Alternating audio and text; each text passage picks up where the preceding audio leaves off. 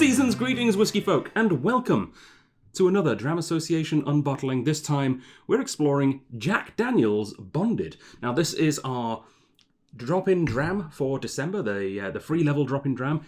Any Dram Association member can come into the store at the Strath and try this whiskey for free this month. And I promised everyone in the November email, I promised everyone that I would be featuring 2 whiskies in December that I'd never had before. And whilst that's still definitely happening, this is not one that I had in mind back then. This is a last-minute substitution. For good reason, though, because a matter of days ago, this won a very special award. This actually won the Whisky Advocate Magazine Whisky of the Year Award, which is actually pretty damn prestigious. Whisky Advocate Magazine is one of the 2 biggest magazines in the whiskey industry, as well with Whisky Magazine. It's made by the same guys that make the Wine Spectator magazines as well. So you'll see a lot of wines proudly stating, X amount of points, 93 points in Wine Spectator, or Pinot Noir of the Year or something. I don't read Wine Spectator, but I see it on bottles a lot. Whisky Advocate released their, I think it was top 20, and this was number 1 with 97 points.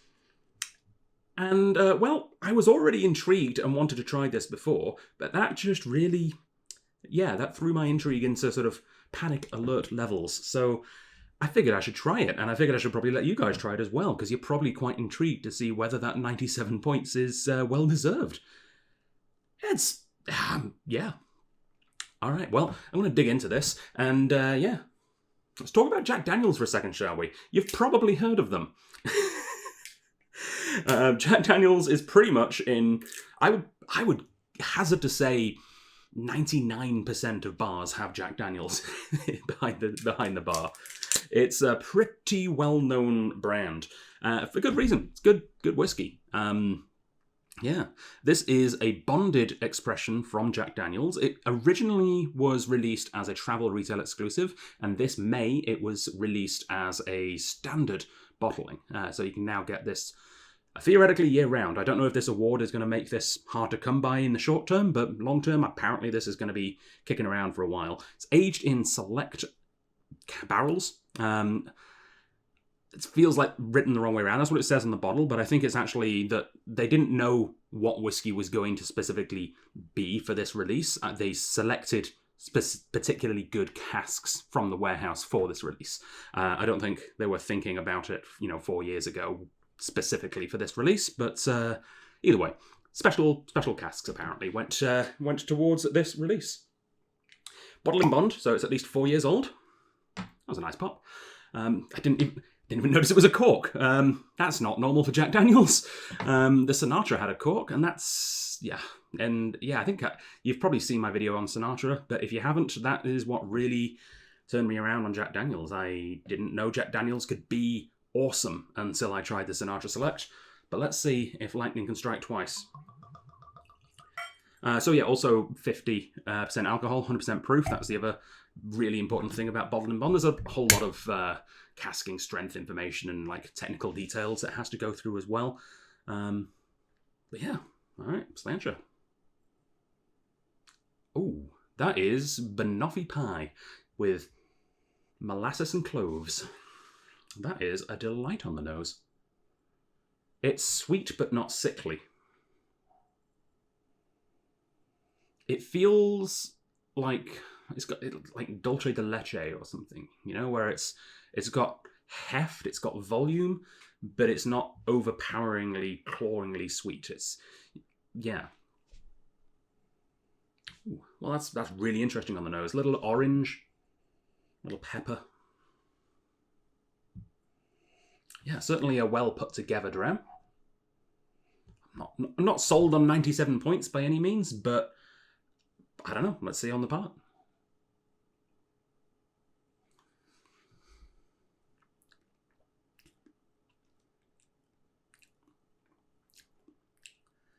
Huh. That's really good. If you saw a surprise face going on there, the reason for that is that this is not strong in alcohol flavour. I was expecting basically Jack Daniels but stronger. That's not what I got. I got Jack Daniels but more complex, which is kind of cool. It's deeper, it's darker, it's richer. It's not burnier. If anything, it feels less alcoholic, which is quite the achievement, I would say. Huh. Very nice indeed. All right. Pecan pie. Very pecan pie. Kind of like a toasted wood. Maybe apple wood. Okay. That's very good. Especially when you take into account the price. Now, I know, in the States, obviously, it's generally less expensive, but it's actually a really good price here in Canada as well. Here in BC, we've got it on the shelf for $52.09, which means because it's a featured whiskey right now, every Dram Association member, and it's free to sign up, remember. So if you're not a member, you can always join right now. Hint, hint, go to stratfordliquor.com/Dram Association, or just dramassociation.com. Both get you to the same place. 10% off. It's $46.88. This is a stunning whiskey for $46.88, I have to say. Oh, yeah. Very impressive. So, standard Jack Daniels recipe. From what I understand, this is 80% corn, 12% malt, 8% rye. And one question that gets bandied around a lot, and one of the most common questions I get whenever Jack Daniels is brought up is Jack Daniels a bourbon? And, well, frankly, the argument could be said either way. Right? It ticks all the boxes for a bourbon, but it goes to an extra step. And somewhat confusingly, a lot of people think that extra step is the sour mash process. Funnily enough, so sour mash is when you take some of the solids from the previous batch, mix it into the current batch to have a more consistent fermentation. It's not actually anything to do with it. In fact, as of, I think it was, I've got it written down here, 2005, they actually changed the law in the States, and all straight bourbons have to be sour mash. So they don't advertise it. If you see a bourbon out there that's a straight bourbon that specifically says sour mash, just remember the old tobacco thing. I think it was an episode of Mad Men about it. It's something I did in my sort of design and marketing courses, talking about how Lucky Strikes said it's toasted. Well, yeah, but all tobacco is toasted. But they're just the ones that advertise the fact that it was. It's nothing to do with the fact that it's sour mash. It's actually all to do with the Lincoln County process, which is where they take the whiskey and they actually filter it for 6 days through maple charcoal. And they do this in giant 10-foot vats, apparently, which is that's pretty extra.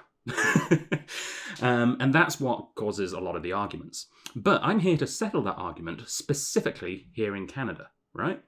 So, like I said, it goes either way in America, but Canadian law has this to say, and I've actually got, right here, I've pulled up a quote, and this is what you come to the YouTube channel for, I'm sure, like quoting Canadian law.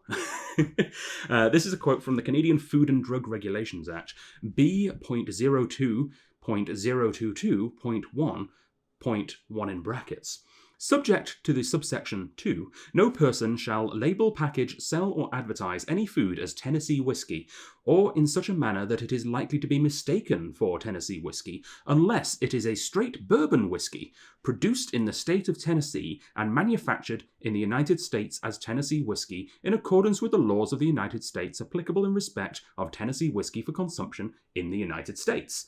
So regardless of what they say down in America, if something says Tennessee whiskey and it's imported into Canada, it's a bourbon. It has to be made from bourbon. It's still referred to as a bourbon, which I think is cool. We've settled the debate. The Canadians have come in and we've kept the peace for you, America. We're single-handedly solving all of your problems. If only that were true. But yeah, is Jack Daniels a bourbon? In Canada, yes, absolutely. Riveting history, of course, with Jack Daniels. Jack Daniels himself had this quest to be the world's best distiller. And the original story goes that he was taught everything he knows by a preacher called Dan Call. And we've thankfully found out in the last few years that's not actually the case. I say thankfully, not because I have anything against preachers teaching people how to make alcohol, but because it's just not true. Well, it's not the whole truth, at least. Most of what Jack Daniels learnt wasn't from Dan Cole at all, but rather by a gentleman called Nearest Green, or Uncle Nearest, as he was often referred to, who was the original master distiller for Jack Daniels. And the reason that's been kept quiet is because Uncle Nearest was actually the preacher Dan Cole's slave. And that was kept quiet, kept under wraps until very recently, about 5 years ago, I think, it actually finally came to light, which is an embarrassingly long amount of time, frankly, Jack Daniels. You probably shouldn't have kept that under the rug for so long. But it's out there now, thankfully, and we can all raise a glass to Uncle Nearest. And interestingly, so after of course, he was made a free man, Jack Daniels actually hired him. So he was still working with Dan, so I guess they must have had a fairly good relationship. He was Dan Cole's slave, and then after the bill passed and slavery was abolished, he worked with Dan Cole afterwards. So I guess there was, I'm sure some hard feelings, but they had somewhat of a working relationship afterwards. But then Jack Daniels, after he started his own distillery, actually hired him as the master distiller. And to this day, there's still 3 members of the direct descendant from Uncle Nearest, 7th generation descendants of Uncle Nearest working at Jack Daniels still, which is, I think, super cool. Pretty interesting. All right, I'm going to go back and take another sip, see if anything's changed.